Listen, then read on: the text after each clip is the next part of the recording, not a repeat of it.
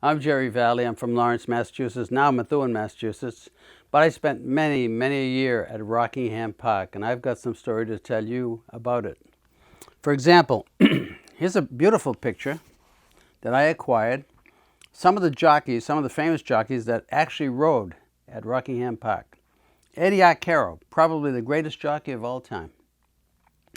Greg McCarran, Chris McCarran, both brothers. Bobby Ussery, Pat Day, Henry Wajda, Carl Gambardella, Darrell Maiden, Leroy Moyers, and Tony DeSpirito. Now I'm going to tell you a story about Tony DeSpirito. Tony DeSpirito, when he was a kid, he was 15 years old, was a hut walker. That means you walk the horses, to cool them down. And he used to come to the common at night, and he would bring a saddle and a bridle, and he would set this up on a bench and ride like he was practicing as a jockey. We used to laugh at him. Tony, you're going to be a jockey? Come on, are you kidding? So he did this, and then he actually got a license to ride, and he started riding. Now, Tony DeSpirito did something that nobody has ever done. He started at Rockingham, then he went to a lot of other racing tracks. He was 16 years old, and his first year of riding, 1952, nobody has ever done this before. That's an apprentice rider, the first year. In his first year of riding, he broke the world record of 388 winners, which was held since 1935. Now, this is 1952 with Tony.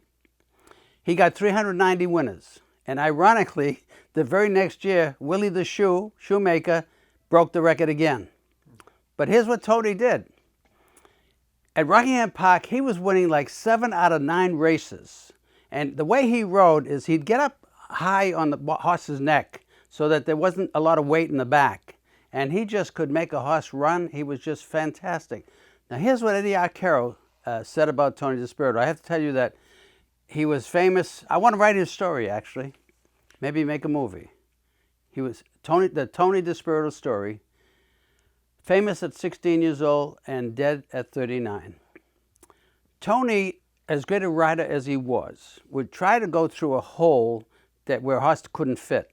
And he got involved with 9 spills. He lost a spleen, he lost a kidney, 104 broken bones, and he was devastated, couldn't ride anymore. Finally, he tried to make a comeback, but it wasn't the same. And then Tony did die at 39 years old. It's interesting now, I was watching all the fans at Rockingham Park, and they would cheer him. He rode a horse called Larry Ellis. And Larry Ellis would have another horse in the race called U.S. Navy.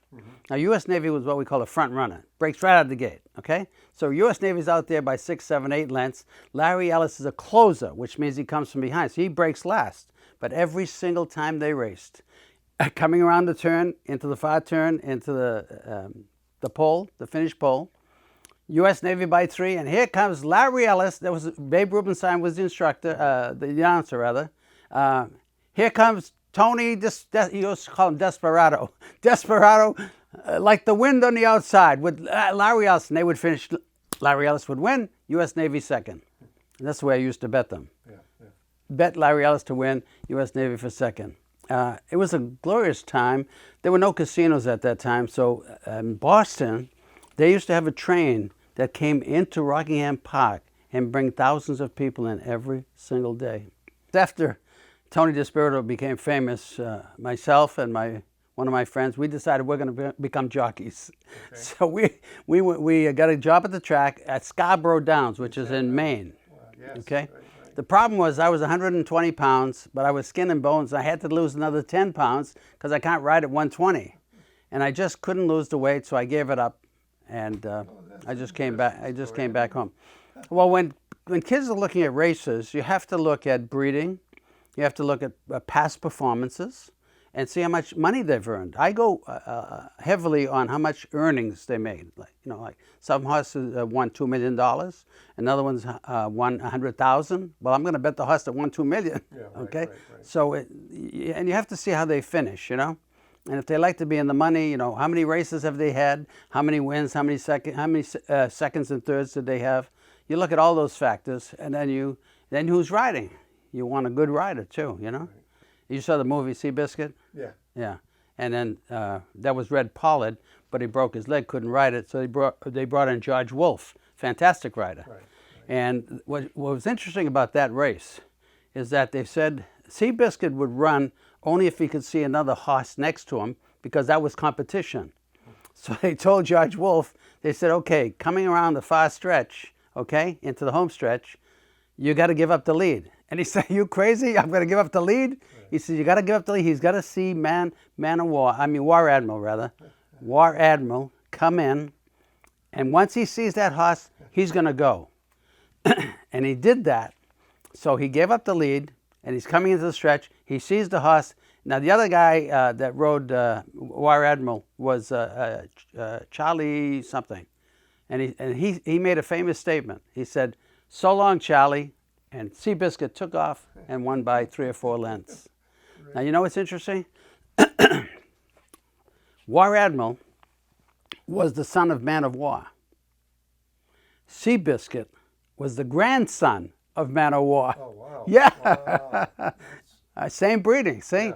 Great breeding. To me, Seabiscuit was the greatest horse of all. I mean, you had Secretarit and all the others. They were fantastic, you know. But my heart is with Seabiscuit. Right. I love the movie.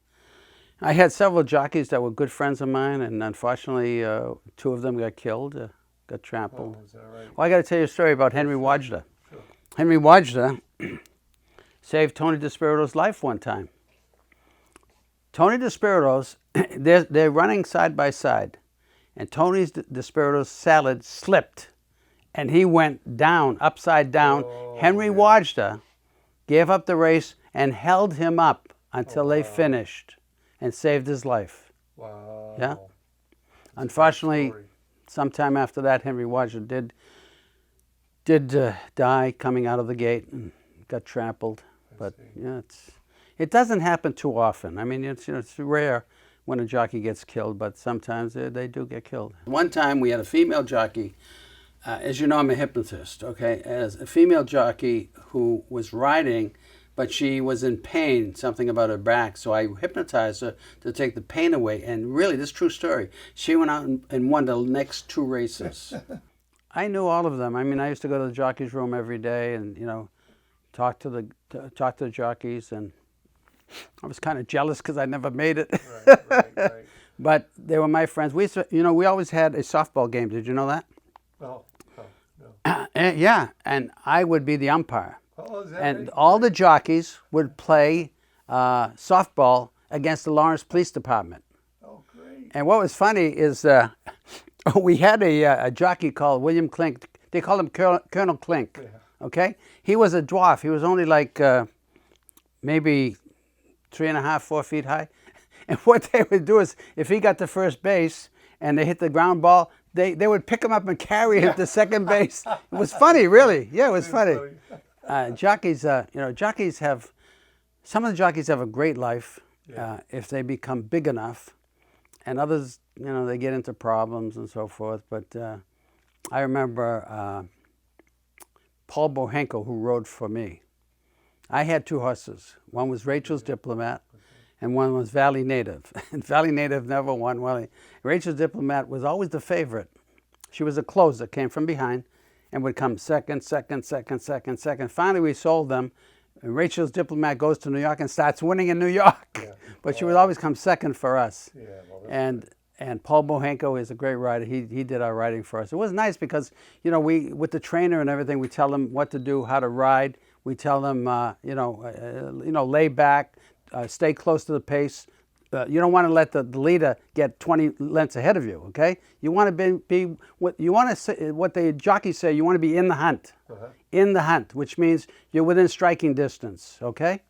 And it's exciting. I mean, it's racing is very exciting. Thoroughbreds are beautiful to look at.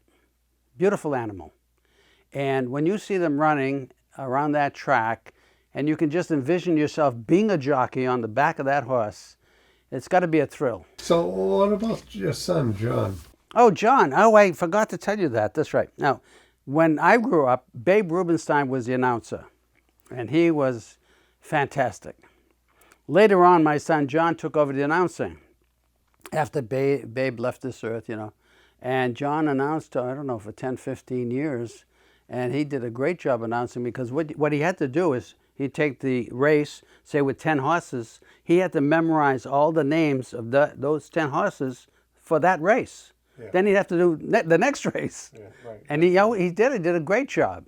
And, he would get excited because the enthusiasm was in his voice. And here comes Larry Ellis on the outside, closing on U.S. Navy. And here he comes. He's coming, gaining. Boom! Larry Ellis wins the race. John became the assistant general manager for the last 20 years, I think.